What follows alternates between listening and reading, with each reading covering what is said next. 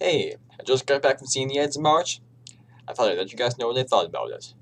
The Ides March is, of course, a new political drama. It was directed by George Clooney and it stars Ryan Gosling, George Clooney, and a whole bunch of other talented people.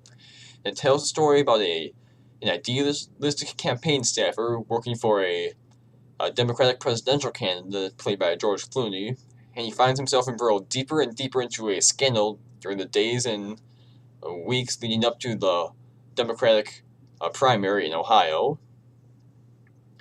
And what I found really interesting about this movie is that instead of dealing with, big earth-shaking events involving the candidates, at least for the first half of the movie, all of these major problems are dealing just with his staff workers. I mean, because that's a really big thing in the political spectrum these days. If somebody working for you does something wrong, you have to put a distance between yourself and them. You can't just forgive them because it's all about an image, and image is a big thing in this movie. Philip Seymour Hoffman, he plays the Ryan Gosling's boss, the senior staff member of the George Clooney campaign. He has a really great speech about loyalty, and he's been getting lots of Oscar buzz for his role, and he is very good. Philip Seymour Hoffman's always good in these sorts of roles, but in terms of Oscar buzz, I mean, he's good, but so are the two other really important supporting roles. Those are played by Paul Giamatti and George Clooney, and each of them also have really great scene opposite Ryan Gosling. Ryan Gosling has one with Paul Giamatti when he tries to go to work for him, and he also has one with George Clooney that's also just as good as the scenes with Giamatti and Hoffman. But I don't want to give you too many details on them because this is a sort of movie that you don't really want to watch knowing what the story is like beforehand. I mean, it's a has a very complicated plot, a very politically driven plot. I mean, that's another thing I really appreciate about this movie. You almost never see a candidates or are named by their political party. I mean, even in political movies that I really love, like the candidate or the American president. I mean, they talk about liberal, they talk about conservative, but they never say Democrat, they never say Republican.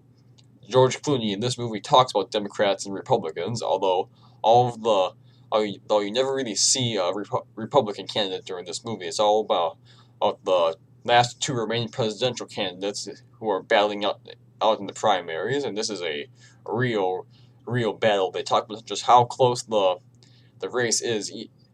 And another fun thing is that when they're talking is how differently they speak of the campaign to different people.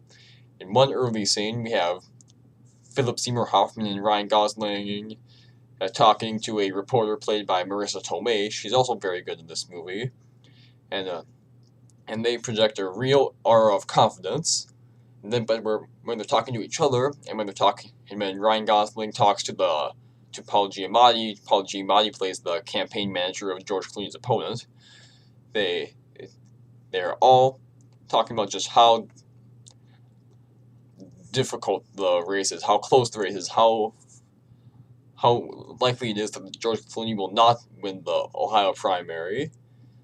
And another thing is that's cool about this movie is that they don't treat the Ohio primary as if it's this earth-shattering event. They know that there are things coming up and things that have happened in the past cause the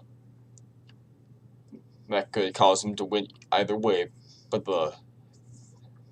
just a very smart movie about the campaign process. It's a movie that really knows its stuff. But this is a very good movie. It's a very entertaining movie if you're interested in politics like I am. But it's not quite great. I mean, very good, very talented people. But there's, I don't know. It's not just quite very earth-shattering. I guess I would say. You'd expect a political movie to try to say really big things. I mean, because I've been looking forward to this movie for a long time, and I know George Clooney tried to make this movie before. He actually said that he postponed the movie after Barack Obama was elected because he didn't want people to watch this movie when they were still optimistic about the campaign process in modern politics. And let's just say he probably had a good reason to not do that. And anyway, I can't really mention anything I didn't like about this movie, except that it felt like it should be better. It felt like it should have made a bigger impact on me, but it didn't. I mean, that's nothing. That's not really a bad thing. I mean, it's a it does what it's set out to do, but it's probably not a movie that will remain in our memory for a very long time.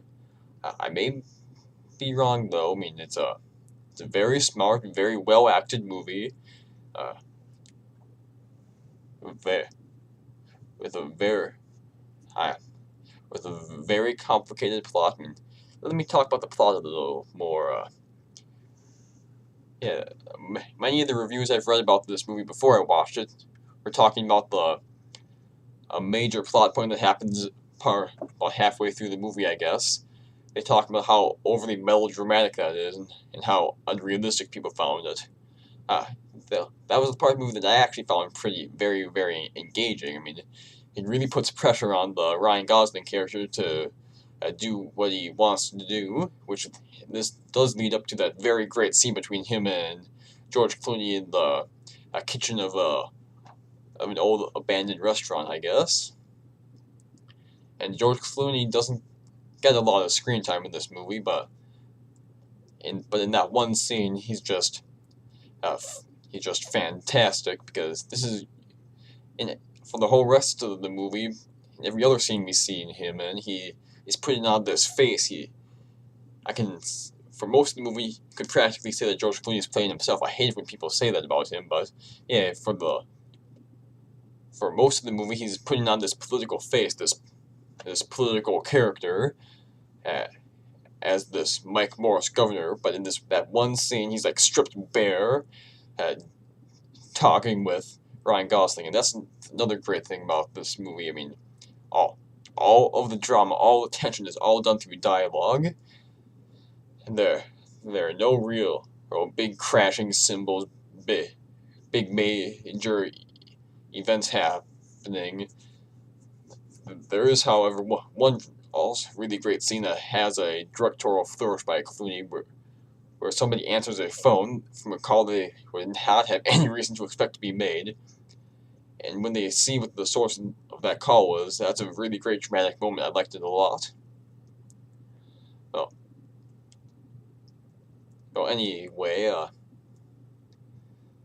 if you're interested in politics, you should see this movie. I recommend it to you. I'd recommend it to anybody who's a fan of Ryan Gosling, who's a fan of George Clooney, especially George Clooney fans. This is exactly the type of movie you do expect him to make. And well, but if you're sick of politics, this probably just isn't the movie for you. But anyway, good movie, really good performances. If you like anybody in the cast, and it's a really big cast, all of them who are bringing their A game here. You should see the Ice March. It's a very good movie.